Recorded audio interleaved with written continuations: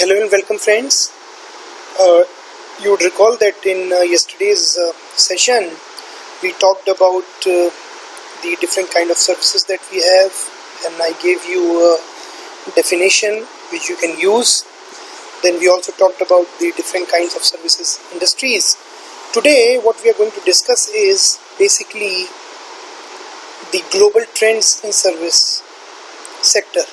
Now basically why we are discussing this, because you need to understand right in the beginning as to why in the first place we are studying marketing of services. Why do we need to study marketing of services separately when we have already covered marketing of both goods and services in marketing management? There are reasons behind that, and we need to understand what are the reasons. So we need to have a look at the global trends as far as the service sector is concerned. Now please have a look at this particular table. Now what is this particular table showing? Can you pause your video for a while and try and study this table to understand what this particular table is saying? Yes. Now have a look at these countries. Most of them are part of the developed world. Not all of them, of course, but most of them are part of the developed world, and most of them are situated in the Western Hemisphere. Now have a look at the sector-wise contribution to GDP in percentage terms. Now what do we mean by this? What is the contribution of agriculture in the economy of Australia in percentage terms? It is just 3.4%, which means only 3.4% of the Australian GDP comes from agriculture. On the other hand, if you look at the manufacturing industries, which is the secondary sector, I hope you recall this, that agriculture and related activities, they are known as primary sector. Then we have got industry, which is basically manufacturing, which is known as the secondary sector, and then we've got the services, which is known as the tertiary sector. Is that fine? Now if you look at the figures here, you would understand that around 27% of the GDP of Australia comes from manufacturing or the secondary sector. But have a look at services. 70% of the GDP is contributed by the services sector, and if you look at the table in detail, you would find that this is the trend across the countries.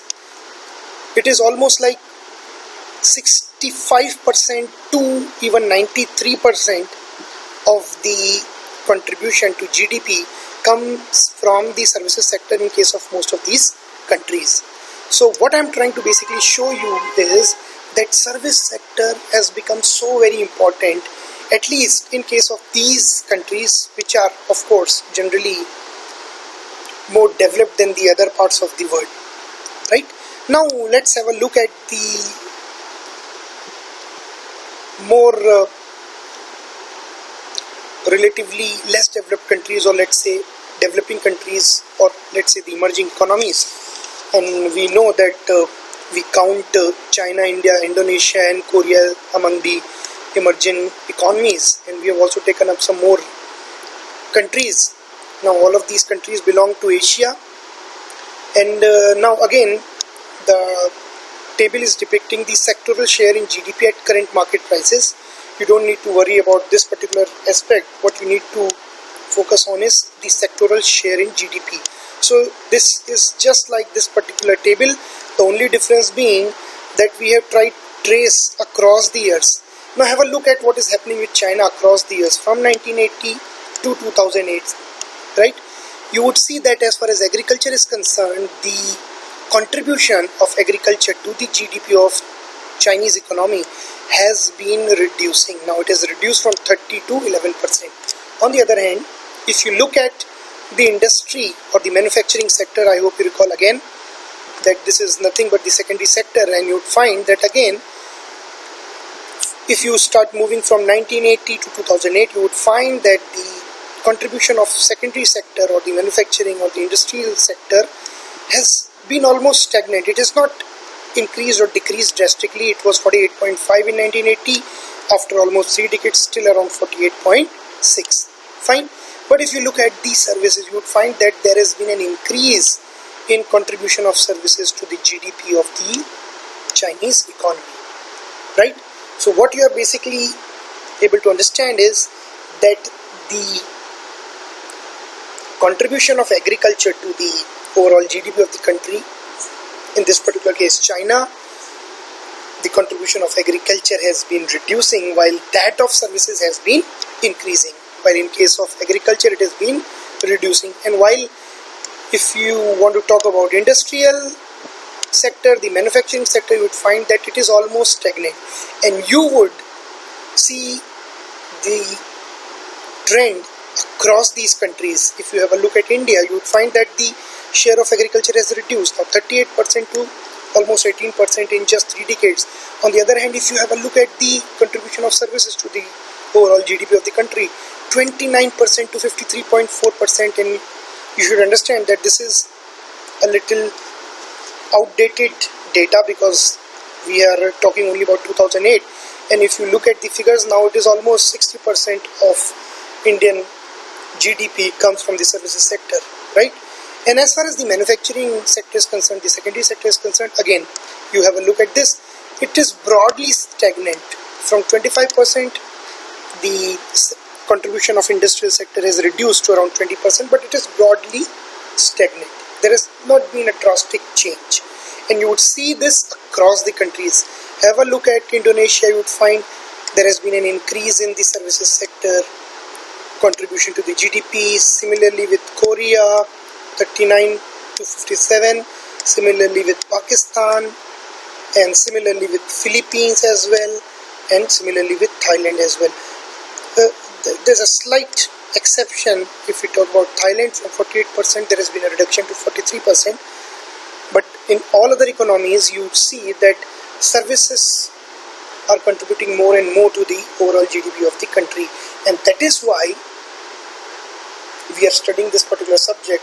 You would see that slowly and slowly services sector is contributing more and more to the overall GDP of countries, and this is not specific to countries in the West, but this is also the case with the countries in the Eastern Hemisphere, or the developing countries, or the emerging economies like China and Indonesia, India and Korea.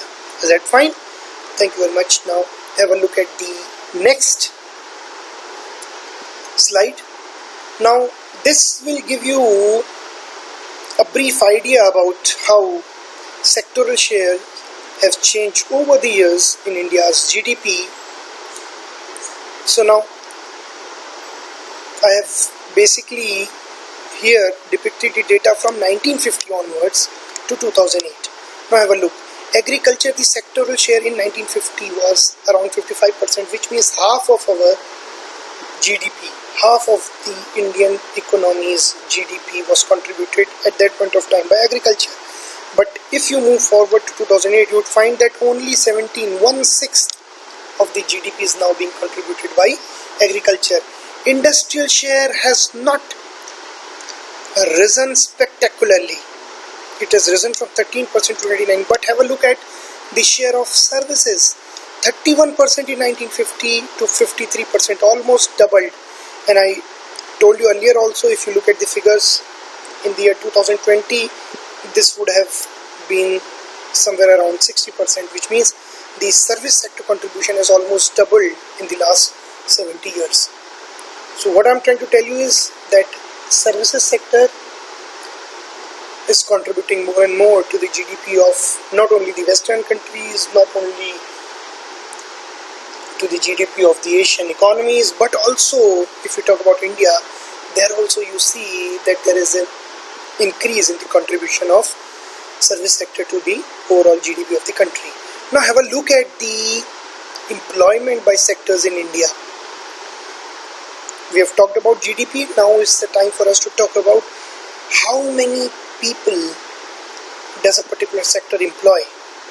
And now here we have got data from 1977 to 2004-5. Again, this is not a very recent data, but then it would serve the purpose of demonstrating to you as to how the employment trends have been changing in the last 30-40 years, right? Now if you look at the primary sector, agriculture and allied sector, you would find that till 1977-78, almost 3/4, 72% of our population was engaged in agriculture. they were employed in the primary sector. And you would see now that there has been a slow decline, and it's around 58.5 now. Only around 50% of our population now is employed in agriculture. On the other hand, if you look at secondary sector, there has not been much change. From 12% to 18% of our workforce now is employed in secondary sector, the manufacturing industries. But have a look at tertiary sector, you would understand that again from 15% there has been an increase to 23.4%, which means now almost 1/4 of our workforce is employed in tertiary sector. Now please have a look at the picture which is emerging from these two tables. Now we need to have a look at the picture which is emerging from these two tables. Service sector, there has been a spectacular increase in contribution to the GDP, but not a comparable rise as far as the employment scenario is concerned, which means services are generally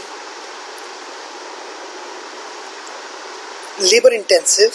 But in case of India, what is happening is, though the contribution of services has been increasing, but we are not able to generate that many jobs in the service sector, which is a problem for India, considering that we have got a population of around 135 crores and we've got a large chunk of people in the employable age group, specifically the younger generation, which is looking for a job. Is that fine? So let me brief you about the service sector growth in India in the last decade, that is from 2004 to around 2009. So let me give you a brief idea about this. I hope you understand that this is the primary sector, agriculture and allied activities, as well as mining and quarrying. Then we have got the secondary sector, which is manufacturing, and then from here we have got the tertiary sector, from electricity and gas, water supply to community, social and personal services, right? And herein you will see that there is a trend of a significant growth, year-on-year growth in these services. Let me interpret these figures for you. Agriculture, there has been a 10% increase over the previous years, right, in terms of contribution to the GDP. But then 2004-05, no increase. 2005-06, increase of 5%. Have a look at mining and quarrying, single digit growths, 3%, 3, 8. Have a look at manufacturing, except for 2006-07, there was single digit growth, which means growth rate was less than 10%, right? And this is year on year. What do we mean by year on year? 2004 compared with 2003. In this case 2009, 2008-09, we are basically comparing it with 2007-08. So this is what we mean by year on year, right? But have a look at some of the services. Construction sector, 12%, double digit growth, 16%, 16%, 11, 10, 7 now. This was 1 year in which the growth was in single digits, less than 10%, but otherwise the growth has consistently been about 10%. Likewise is the case with the hospitality and tourism industries like trade, hotels and restaurants. Then we've got the transport sector and communication sector. Again, have a look.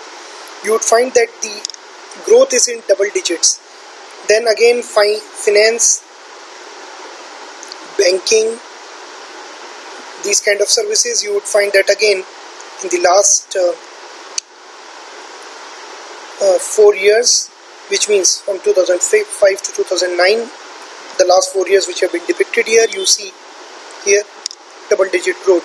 Likewise for community, social, towards the very end there is a double digit growth.